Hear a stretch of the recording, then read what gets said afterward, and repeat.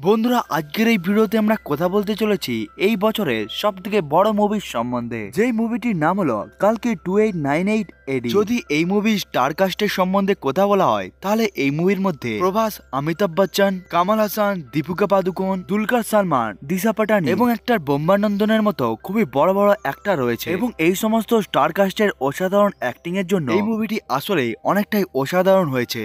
এইসব ছাড়াও এই মুভিটির কাহিনী, স্টোরি, প্লট, অ্যাকশন সিন এবং ভিএফএক্স অনেকটাই অসাধারণ ছিল।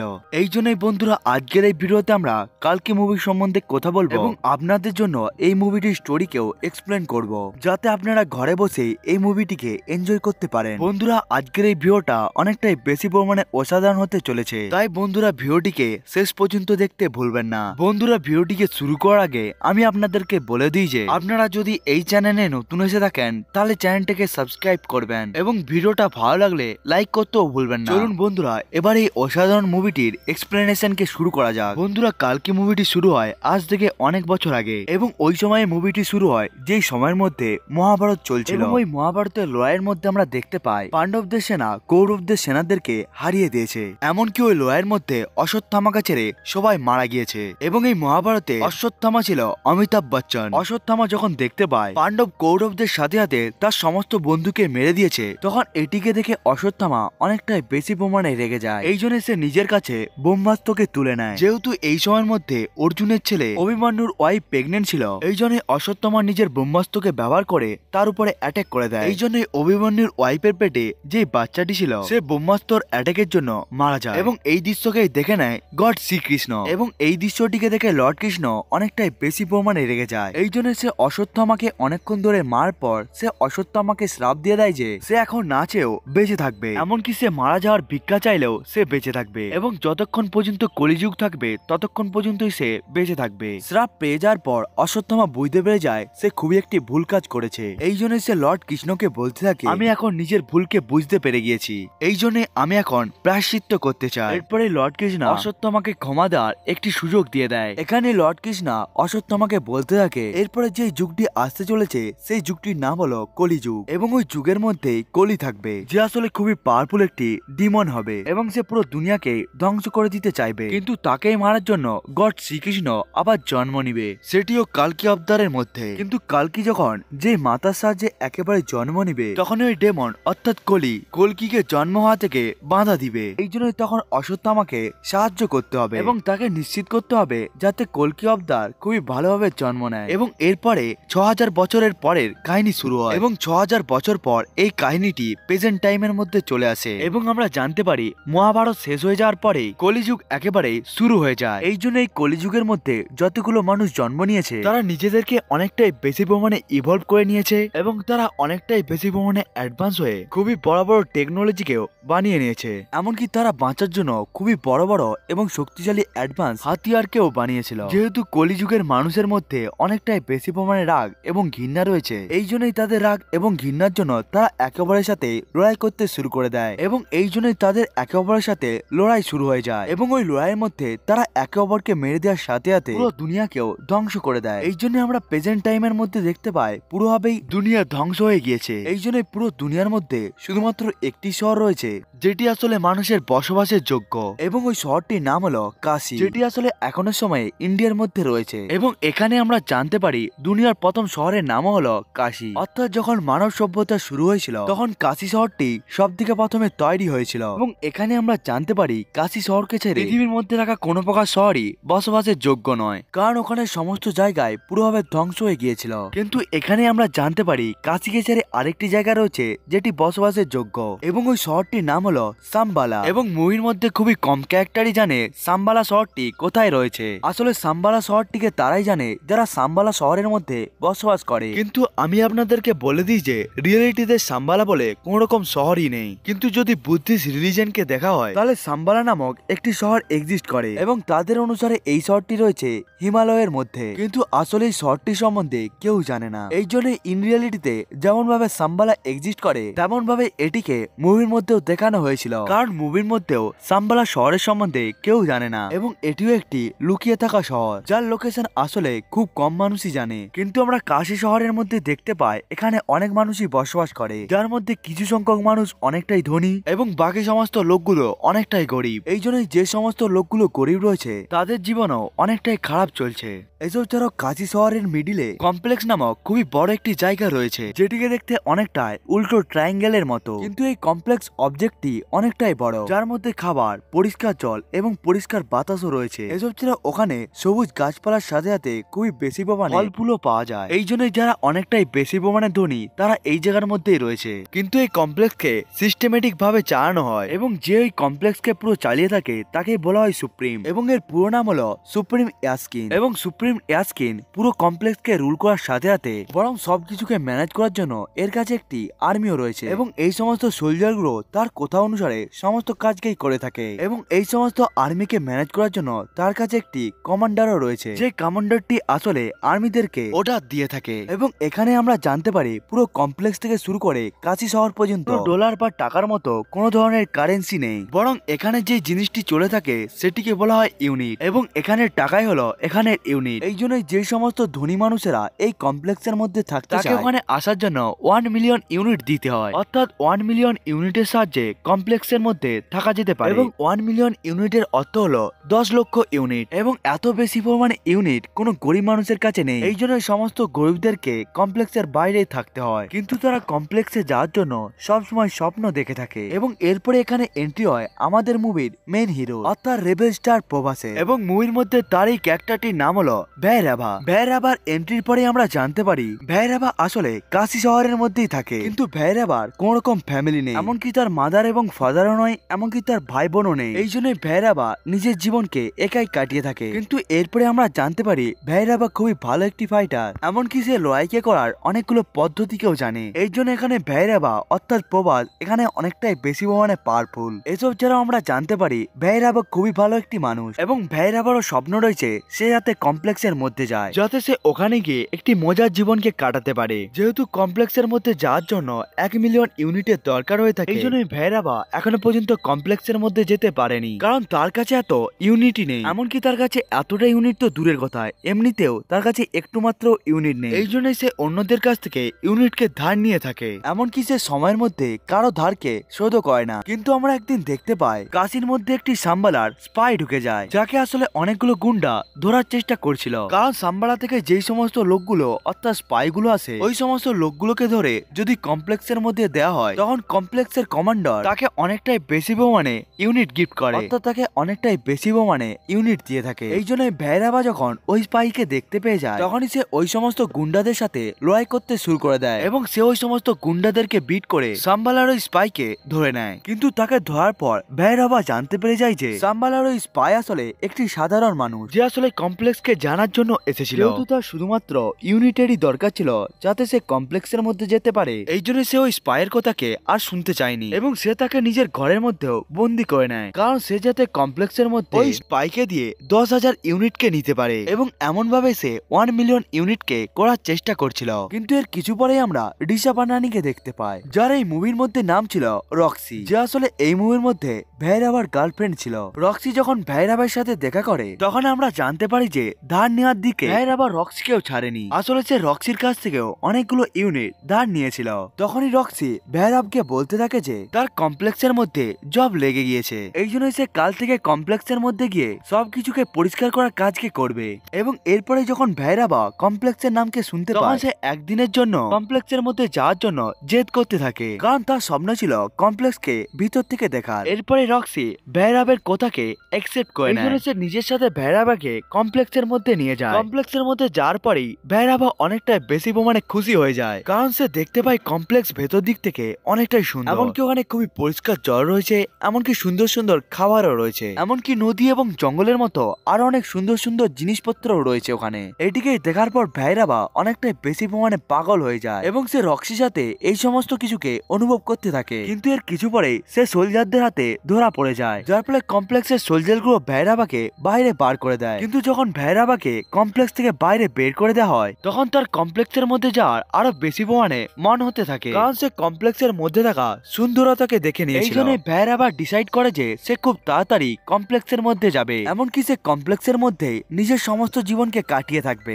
এবং এর পরের সিনে আমরা কমপ্লেক্সের মধ্যে থাকা সিনকে দেখতে দেখতে পাই, যেখানে আমরা কমপ্লেক্সের মধ্যে একটি বড় ল্যাবকেও দেখতে পাই। যে ল্যাবের মধ্যে অনেকগুলো মেয়ে ছিল, এমনকি ওখানে অনেকগুলো সায়েন্টিস্টও ছিল এবং ওই সমস্ত সায়েন্টিস্ট গুলো তাদের উপর এক্সপেরিমেন্ট করছিল। কিন্তু এখানে আমরা কমপ্লেক্সের সুপ্রিমকেও দেখতে পাই, অর্থাৎ এখানে আমরা সুপ্রিম ইয়াস্কিনকেও দেখতে পাই এবং এখানে সুপ্রিম ইয়াস্কিনই হলো এখানের কলি। কিন্তু এখানে সুপ্রিম ইয়াস্কিনের অবস্থা অনেকটাই খারাপ রয়েছে, এমনকি তার বডি অনেকটাই বেশি পরিমাণে রোগা পাতলা, এমনকি দুর্বলও দেখাচ্ছিল, এমনকি তার মধ্যে অতটা বেশি পরিমাণে পাওয়ারও ছিল না। এবং এখানে সুপ্রিম ইয়াস্কিনের ক্যারেক্টারটিকে প্লে করেছিল অ্যাক্টর কামাল হাসান। এবং এখানে আমরা দেখতে পাই সুপ্রিম ইয়াস্কিন অনেকটাই খারাপ অবস্থার মধ্যে রয়েছে, এই জন্য সে নিজের পারকে আবার ফেরত চাইছিল, এমনকি সে নিজেকে আবার ঠিক করতে চেয়েছিল, অর্থাৎ সে নিজেকে আগের থেকে অনেকটাই বেশি পরিমাণে পাওয়ারফুল বানাতে চেয়েছিল। এমনকি সুপ্রিম ইয়াস্কিন মানুষদেরকে অনেকটাই বেশি পরিমাণে ঘৃণা করত, কারণ সে মনে করত মানুষেরাই নেচারকে ডিস্ট্রয় করে দিয়েছে। এবং এই 6000 বছর ধরে যখন থেকে কলিযুগ শুরু হয়েছে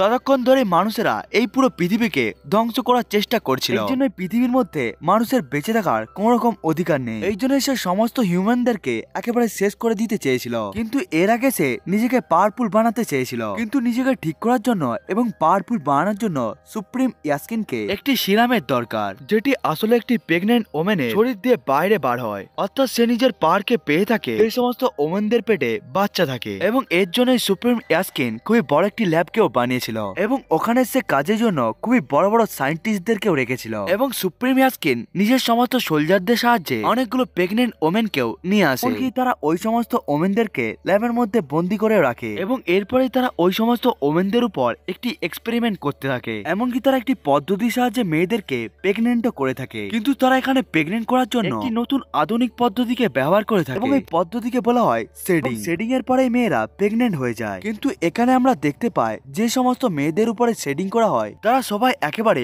প্রেগন্যান্ট হয় না, এই জন্য যারা প্রেগন্যান্ট হয়ে থাকে তাদেরকে আরেকটি জায়গার মধ্যে রাখা হয়ে থাকে, এমনকি তাদেরকে রাখার জন্য এবং খাওয়ার জন্য খুবই ভালো জিনিসপত্রকেও দেওয়া হয়। কিন্তু যেই সমস্ত মেয়েরা শেডিং এর পরেও প্রেগন্যান্ট হয় না তাদেরকে ল্যাবের মধ্যে একটি দাসী বানানো হয় এবং ওই সমস্ত দাসী ওমেনরা প্রেগন্যান্ট ওমেনদের একেবারে দেখাশোনা করে থাকে, এমনকি তারা তাদেরকে অনেকটাই বেশি পরিমাণে সাহায্য করে থাকে। এবং এখানে আমরা জানতে পারি সুপ্রিম ইয়াস্কিনকে যে সিরামের দরকার হয়ে থাকে সেই সিরামটি ওই প্রেগন্যান্ট ওমেনের কাছ থেকে বেরোবে যে 120 দিনেরও বেশি সময় ধরে প্রেগন্যান্ট থাকবে, অর্থাৎ ওই মেয়েটিকে 4 মাস ধরে প্রেগন্যান্ট থাকতে হবে। কিন্তু এখানে আমরা দেখতে পাই শেডিং এর সাহায্যে যে সমস্ত মেয়েদেরকে প্রেগন্যান্ট করা হয় সেই সমস্ত মেয়েগুলো 90 দিনের থেকে বেশি দিন বেঁচে থাকতে পায় না, তারা 3 মাসের মধ্যে মারা যায়। কিন্তু এরপরেও সুপ্রিম ইয়াস্কিন সমস্ত মেয়েদের উপরে সিডিং করাতেই থাকে যাতে সে এক না একদিন এমন মেয়েকে পেতে পারে যে মেয়েটি 120 দিনেরও বেশি প্রেগন্যান্ট থাকতে পারবে এবং ওই দিনই সে নিজের সিরামকেও পেয়ে যাবে। এবং এখানে আমরা দীপিকা পাদুকোনকে দেখতে পাই যাকে আসলে ওই ল্যাবের মধ্যে ক্যাপচার করে রাখা হয়েছিল। কিন্তু আমরা প্রথমে দেখতে পাই দীপিকা পাদুকোন এখানে প্রেগন্যান্ট ছিল না, অর্থাৎ সে ওই সমস্ত মেয়েদের মধ্যে একজন ছিল যাদের উপরে সেটিং করার পরেও প্রেগন্যান্ট করা যায়নি, এই জন্য সে ওখানে একটি দাসীর মতো কাজ করতে থাকে এবং এরপরে সে প্রেগন্যান্ট ওমেনদেরকে সাহায্য করতে থাকে। এবং এখানে আমরা জানতে পারি দীপিকা পাদুকোন যখন ছোট ছিল তখনই তাকে কমপ্লেক্সের মধ্যে একেবারে বিক্রি করে দিয়েছিল, এই জন্য সে ছোটবেলা থেকেই এখানের মধ্যে রয়েছে এবং এখানে তার নাম ছিল সাম 80। কিন্তু এর কিছু পরে আমরা দেখতে পাই দীপিকা পাদুকোন অর্থাৎ সাম 80 এখানে প্রেগন্যান্ট হয়ে গিয়েছে, এমনকি সে এখনো পর্যন্ত 5 মাস ধরে প্রেগন্যান্ট রয়েছে, অর্থাৎ সে এখনো পর্যন্ত 150 দিনেরও বেশি প্রেগন্যান্ট রয়েছে এবং এটি আসলে অনেকটাই বড় ব্যাপার ছিল। কিন্তু আসলে সাম 80 এই কথাটিকে সবার কাছে লুকিয়ে রেখেছিল, এমনকি সে কাউকে বুঝতে দেয়নি যে সে প্রেগন্যান্ট রয়েছে বলে। কিন্তু এখানে আমরা দেখতে পাই সাম 80 এই জিনিসটাকে অনেক দিন ধরে লুকানোর পর এই জিনিসটিকে একটি সোলজার জানতে পেরে যায়, এই জন্য সে এই কথাটিকে কমপ্লেক্সের কমান্ডারকে বলে দেয়। এরপরে সবাই জানতে পেরে যায় যে সাম 80 150 দিনেরও বেশি প্রেগন্যান্ট রয়েছে বলে, এই জন্য তার বডিকে একটি বড় মেশিনের মধ্যে রেখে দেওয়া হয় এবং এরপরে তার বডি থেকে সিরামকে বাইরে বের করা হতে থাকে, এমনকি ওখানে শুধুমাত্র এক বিন্দু সিরামকে বাইরে বের করার পর ওই মেশিনটি একেবারে বন্ধ হয়ে যায়, এমনকি লাইটও ওখানে অন অফ হতে থাকে এবং আশেপাশের সমস্ত জিনিসপত্র নড়তে থাকে। এবং এর কিছু পরে আমরা এখান থেকে অনেকটা দূরে একটি টেম্পলকে দেখতে পাই এবং ওই টেম্পলের মধ্যে অশ্বত্থামা ছিল যে আসলে অনেক বছর ধরে মেডিটেশনের মধ্যে ছিল, কিন্তু তার এখনই হঠাৎ করে চোখ খুলে যায় এবং সে ফিল করতে পারে কালকি আবতারের জন্ম হবে বলে। এই জন্য ভগবান অশ্বত্থামাকে সংকেত দেয় যে তাকে এখন থেকে তার কাজকে সম্পূর্ণ করতে হবে। এই জন্য অশ্বত্থামা ওখান থেকে বেরিয়ে পড়ে এবং সে ওই মহিলাটিকে খুঁজতে বেরিয়ে যায় যে ওমেনটি আসলে কালকি আবতারকে জন্ম দিতে যাচ্ছে। এবং এখানে আমরা জানতে পেরে যাই যে কালকি আবতারকে যে জন্ম দিবে সেই হলো সাম 80 অর্থাৎ দীপিকা পাদুকোন। এবং এরপরে আমরা কমপ্লেক্সকে দেখতে পাই যেখানে এক বিন্দু সিরামকে পার পরে এক্সট্রাকশন একেবারে বন্ধ হয়ে গিয়েছিল। এরপরে ওই মেশিনটি থেকে সাম 80-র একটি বন্ধু তাকে সাহায্য করে ওখান থেকে বাইরে বেরিয়ে নিয়ে যায় এবং এরপরে সাম 80-র ফ্রেন্ড তাকে বলতে থাকে সে আসলে হলো সাম্বালার একটি স্পাই। সে আসলে 2 বছর ধরে এই কমপ্লেক্সের মধ্যে রয়েছে, এমনকি সে এখানে এসে সমস্ত ইনফরমেশনকে খোঁজার চেষ্টা করছে যাতে সে সমস্ত কিছুকে সাম্বালা শহরের মধ্যে বলতে পারে। এবং এরপরে সাম 80-র ফ্রেন্ডটি সাম 8-কে বাইরের গেটের মধ্যে নিয়ে আসে এবং এরপরে ওই মেয়েটি সাম 80-কে বলতে থাকে এখানে একটি গোপন দরজা রয়েছে যার সাহায্যে তারা কমপ্লেক্স থেকে বাইরে যেতে পারবে। এবং সে বলতে থাকে বাইরে অনেকগুলো বন্ধু তার জন্য অপেক্ষা করছে। এই জন্য সাম 80 যাতে এই পথের সাহায্যে বাইরে বেরিয়ে যায় এবং এরপরে তারা বন্ধুর সাহায্যে সাম 80-কে সাম্বালার মধ্যে নিয়ে যাবে। এমনকি সাম 80 ওই জায়গার মধ্যে সুরক্ষিত থাকবে ওই মেয়েটি ওই কথাটিকেও বলে। এর উত্তরে সাম 80 জিজ্ঞাসা করে সে কেন তার জন্য এইটিকে করছে। ওই মেয়েটি বলতে থাকে সাম্বালা আসলে একটি খুবই পবিত্র জায়গা এবং সেখানে মনে করা হয় একটি মহিলা একটি ভগবানকে জন্ম দিবে, অর্থাৎ ওই মহিলাটি কলকি আবতারকে জন্ম দিবে। এবং এরপরে ওই কলকি আবতারটি অনেকটাই বেশি প্রমাণে সাহায্য করবে মানুষদেরকে, এমনকি এটিকে ভেবে রেখেছে আমাদের সাম্বালা শহর।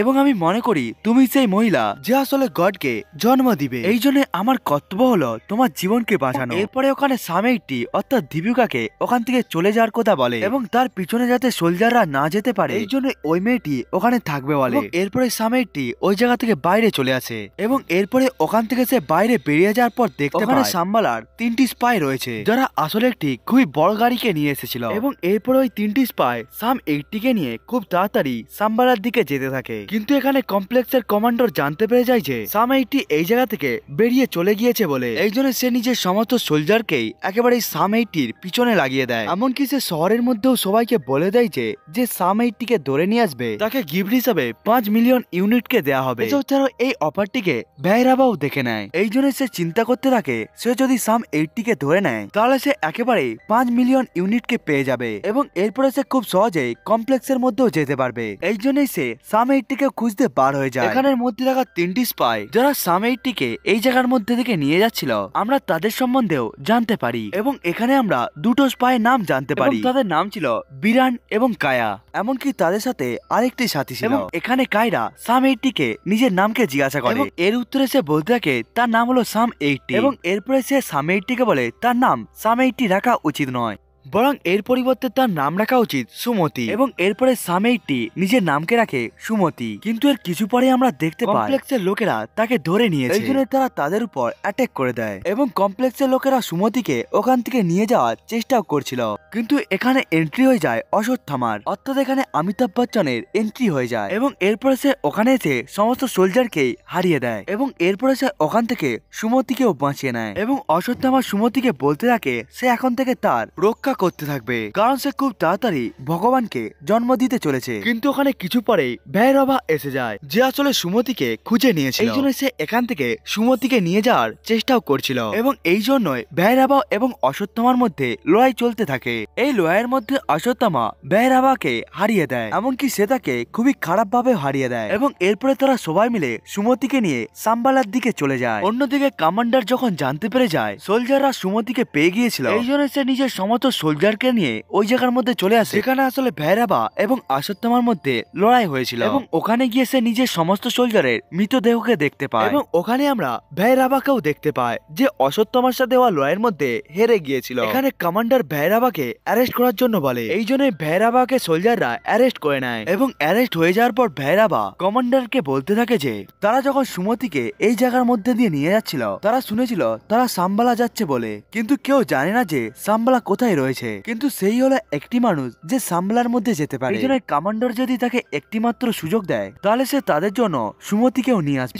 কমান্ডার ভৈরবাকে একটি সুযোগ দিয়ে দেয় এবং এরপরে কমান্ডার বলতে থাকে সে যদি সুমতিকে সাম্বালা থেকে নিয়ে এসে যেতে পারে তাহলে সে তাকে কমপ্লেক্সের মধ্যে এন্ট্রিও করিয়ে দিবে এবং এরপরে ভৈরবা কমপ্লেক্সের মধ্যে খুবই ভালোভাবে থাকতেও পারবে। এবং এরপরে ভৈরবা নিজের ঘরের মধ্যে চলে আসে এবং এরপরে সে সাম্বালার ওই স্পাইকে ছেড়ে দেয় যাকে সে আজ থেকে অনেকদিন আগে ধরে নিয়েছিল। কিন্তু ভৈরবা তাকে মুক্ত করে দেওয়ার পর তাকে একটি ট্র্যাপের মধ্যে ফাঁসিয়ে দেয়। তাকে বলা হতে থাকে কমপ্লেক্সের মানুষেরা কখনোই তাকে কমপ্লেক্সের মধ্যে ঢুকতে দিবে না, এই জন্য সে আর কাউকেও কখনোই ধরবে না, এই জন্য সে তাকে মুক্ত করে দিচ্ছে। এবং এরপরে সাম্বালার ওই স্পাইটি বলতে থাকে ভৈরবাকে তাকে কমপ্লেক্সের মধ্যে যাওয়ার কোন রকম দরকার নেই, এর পরিবর্তে তার সাথে তাকে সাম্বালা যাওয়া উচিত, যেটি আসলে অনেকটাই বেশি প্রমাণে সুন্দর শহর, এই জন্য তার ওখানে গিয়ে ভালো সাহায্য করা উচিত। কমপ্লেক্সের মানুষরা খুবই খারাপ মানুষ হয়ে থাকে এবং এরপরে ভৈরবা এই কথাকে এগ্রি করে নেয়, কারণ ভৈরবার এটি একটি প্ল্যান ছিল। এবং এরপরে সে সাম্বালা স্পাইয়ের সাহায্যে সাম্বালাতে পৌঁছে যায় এবং এরপরে সে সাম্বালার মধ্যে পৌঁছে গিয়ে ভৈরবা সাম্বালার ওই স্পাইকে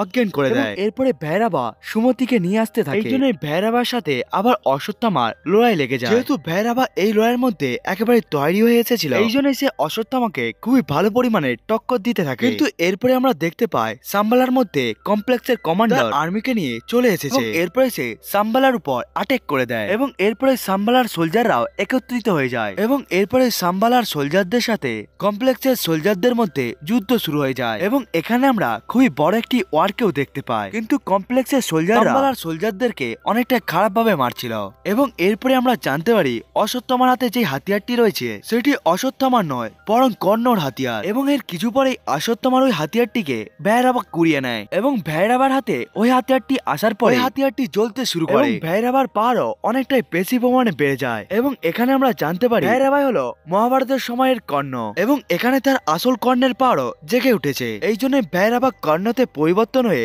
কমপ্লেক্সের লোকদের সাথে লড়াই করতে থাকে এবং এরপরে ভৈরবা কর্ণতে পরিবর্তন হয়ে গিয়ে কমান্ডারকেও মেরে দেয় এবং এমন ভাবেই সে সুমতিকেও বাঁচিয়ে নেয়। কিন্তু ভৈরবা যখন কর্ণের ওই হাতিয়ারকে ছেড়ে দেয় তখন সে আবার ভৈরবাতে পরিবর্তন হয়ে যায়, সেই ওই ভৈরবাতে পরিবর্তন হয়ে যায় যে কমপ্লেক্সের মধ্যে যেতে চেয়েছিল। এরপরে ভৈরবা সুমতিকে নিজের গাড়ির মধ্যে বসিয়ে নেয়, এরপরে সে নিজের গাড়িকে ফ্লাই করে সাম্বালা থেকে পালিয়ে যায়। এই সময়ের মধ্যে অশ্বত্থামা তাকে আটকানোর চেষ্টা করছিল কিন্তু সেও ভৈরবাকে আটকাতে ব্যর্থ হয়ে যায়, এই জন্য ভৈরবা সুমতিকে নিয়ে ওখান থেকে চলে যায়। এবং এরপরে আমরা কমপ্লেক্সের সিনকে দেখতে পাই যেখানে আমরা আবার ইয়াস্কিনকে দেখতে পাই এবং যখন সুমতির এক্সপেরিমেন্ট চলছিল তখন সুমতির কাছ থেকে এক বিন্দু সিরামকে বাইরে বার করে নেওয়া হয়েছিল এবং ওই এক বিন্দু সিরামকে ইয়াস্কিন নিজের শরীরের মধ্যে ঢুকিয়ে নেয় এবং এরপরে আমরা দেখতে পাই ইয়াস্কিনের দুর্বল এবং নরম শরীর খুবই বেশি প্রমাণে শক্তিশালী এবং হারকিউলিস হয়ে যায় এবং ইয়াস্কিন এখানে অনেকটাই বেশি প্রমাণে পাওয়ারফুল হয়ে যায়। এরপরে ইয়াস্কিন ডিসাইড করে যে সে পুরো সিরামকেই নিয়ে নিবে, এই জন্য সে সুমতিকে খুঁজে নিয়ে সুমতির শরীর থেকে সমস্ত সিরামকেই নিয়ে নিবে এবং এটি যদি হয়ে যায় তাহলে ইয়াস্কিন এতটাই বেশি প্রমাণে পাওয়ারফুল হয়ে যাবে যে যাকে আসলে কেউ আটকাতেও পারবে না, এমনকি তাকে ভগবানও আটকাতে পারবে না। এর সাথেই বন্ধুরা এই মুভিটি এখানেই শেষ হয়ে যায় এবং এই মুভির যখন পরবর্তী পার্টগুলো আসবে তখন আমরা জানতে পারবো এই মুভি শেষে কি হতে চলেছে। বন্ধুরা এটাই ছিল ভিডিও যেখানে আমরা কালকি 2898 এডি মুভিটিকে এক্সপ্লেন করলাম। বন্ধুরা আজকের এই মুভিটা আপনাদেরকে কেমন লাগলো সেটিকে আপনারা কমেন্ট করে বলতে ভুলবেন না। বন্ধুরা আজকের এই ভিডিওটা এতটা পর্যন্তই, দেখা হচ্ছে অন্য একটি ভিডিওতে, ততক্ষণের জন্য বাই বাই।